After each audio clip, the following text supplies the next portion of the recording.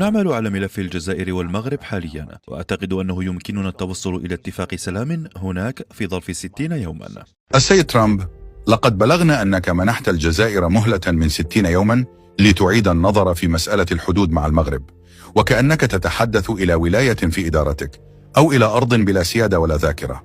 اسمعها جيدا وبكل وضوح، الجزائر ليست تحت وصاية أحد، ولن تقاس سيادتها بتقويم البيت الأبيض.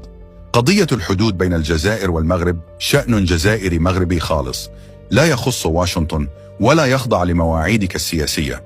هذه الأرض هي أرضنا، وهذه القرارات تتخذ هنا في الجزائر، لا في القاعات المكيفة عبر المحيط.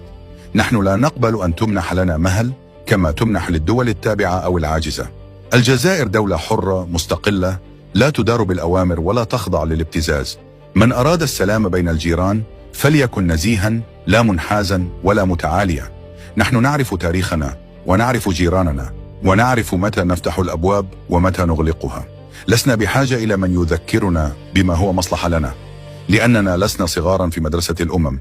الجزائر لم تنسى من أين جاءت ولا إلى أين تسير.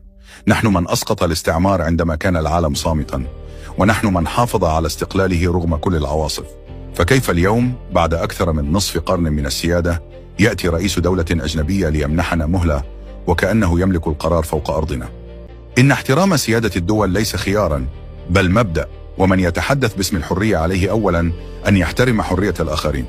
الجزائر لا تقبل الوصاية لا من الشرق ولا من الغرب، وهي تعلم كيف تحاور، ولكنها أيضا تعرف كيف ترد.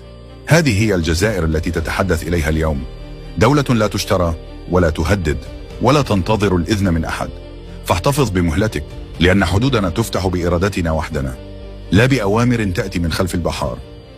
الجزائريين ولدوا أحرار وسيبقوا أحرار في قرارهم وفي تصرفاتهم.